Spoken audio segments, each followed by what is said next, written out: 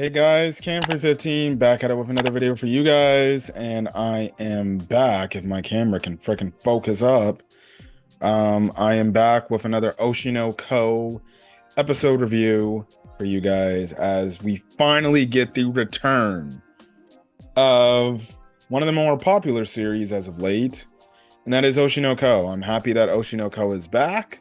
Um, It's been a while, but the wait was worth it. And man, what an episode. What a way to start it off.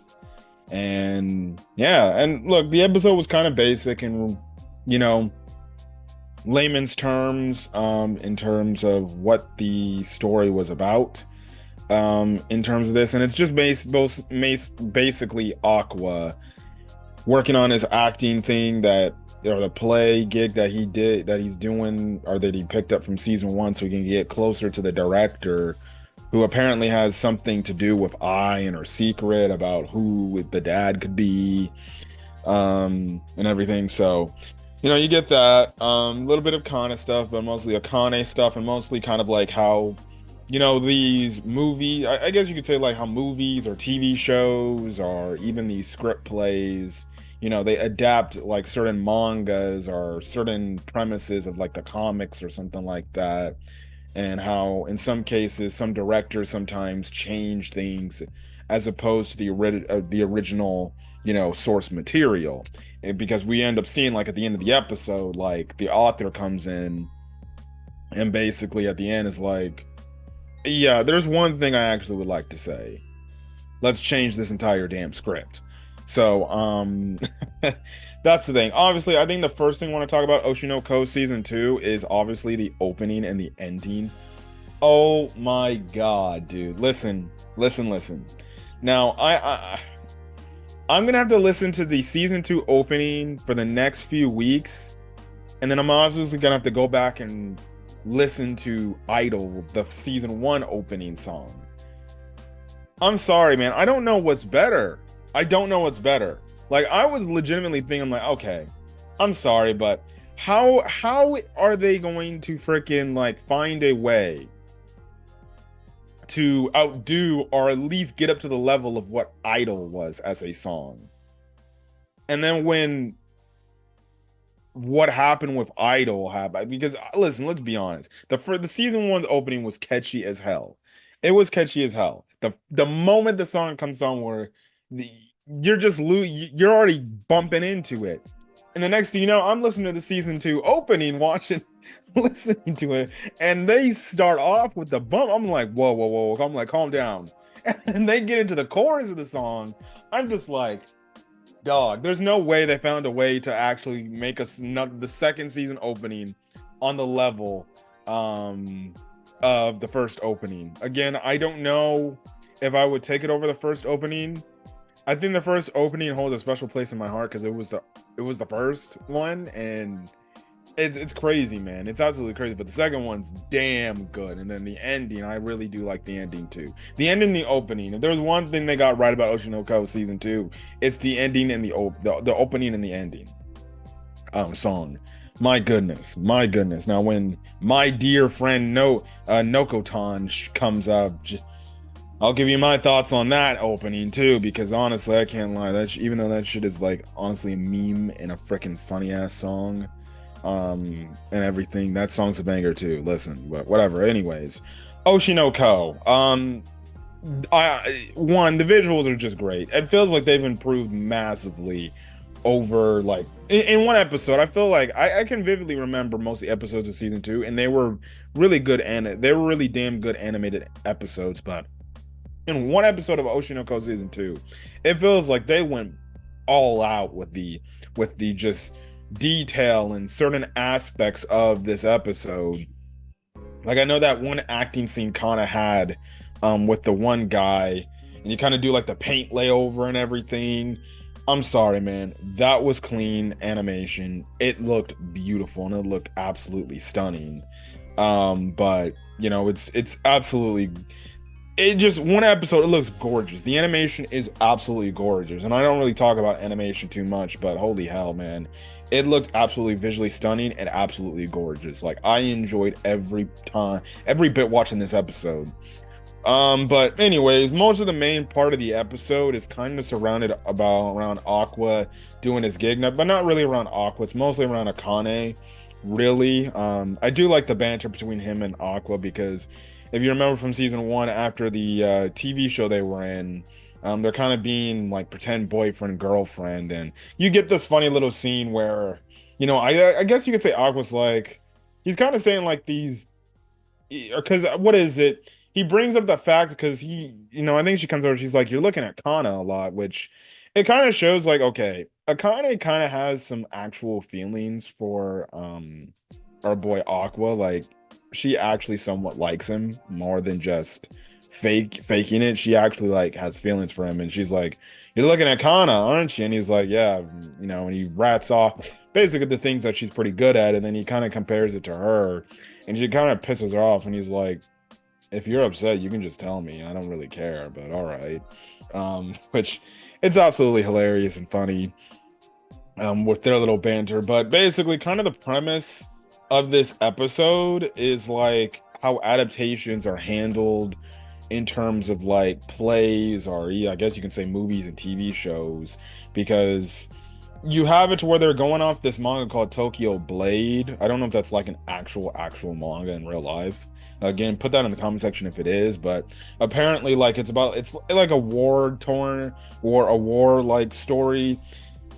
Basically, Akane is playing a character where essentially like in the manga version, she's very conflicted about war and all this stuff.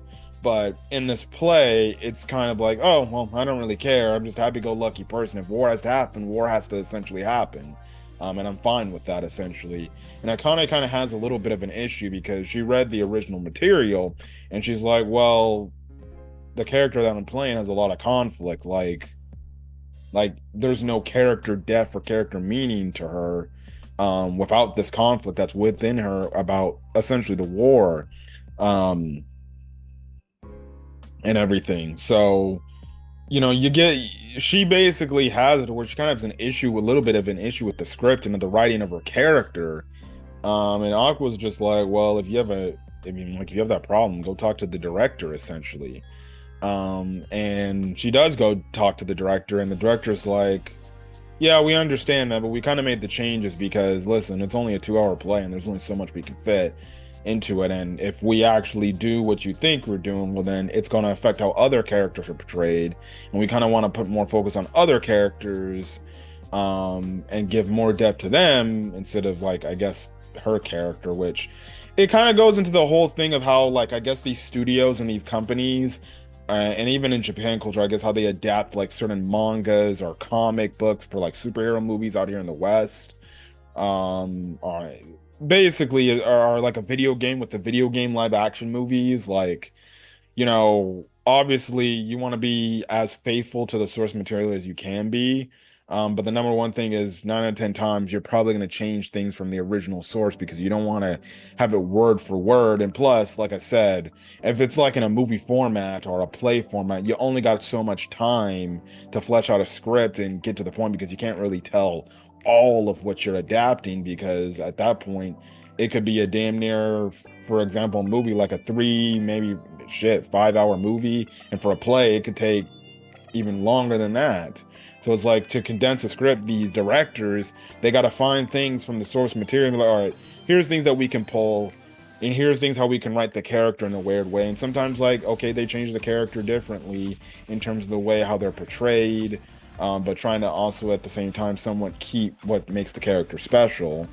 But in Akane's eyes, it's like she feels like, well, you're not making this character really stand outish or special, because in this original source material, the manga, this was what makes her special. This is her character, and this actually affects and gives her more in depth in terms of more of an understanding from a reader. Okay, this is what she's going through. This is what she's thinking, and you can understand, okay, why she is conflicted. But Akane sees like, well, my role is kind of like, well, I'm kind of just I'm playing the character that's different from the manga, and is just accepting of what is going on in the story. And obviously the director is like, well, we won't have enough time to do all that, and then plus it's going to affect how other characters' roles in the script and everything. And plus, you know, to the director, he's probably feeling like, well, I don't have enough time to make these little changes in the script, because then if that's the case, then we might as well somewhat rewrite the whole thing. But then that's when the main author comes in, the main author essentially, who wrote the manga. And it's funny because I think they mentioned earlier in the manga or in the episode, like, oh yeah, we already got approval from the author, you know, about the script and everything. And then the author comes in, and you get this funny scene where the one author girl was like, oh, saying hi to everybody and everything, and then this one guy's like, oh hey, and then she's like, oh, you, yeah, hi. And that was funny. But the real author, you know, is kind of like a timid person, and it's like, okay, maybe this person got no confidence, and, you know, this person just watching the play and watching his work get adapted, and then the author's just like, whoa, hold on a second. Listen, I'm not trying to say this is not bad or anything. I actually like it. It's really damn good. It's just I have one thing I want to do, actually, and then you get left off with the episode where the author's just like, yeah, change the entire damn script.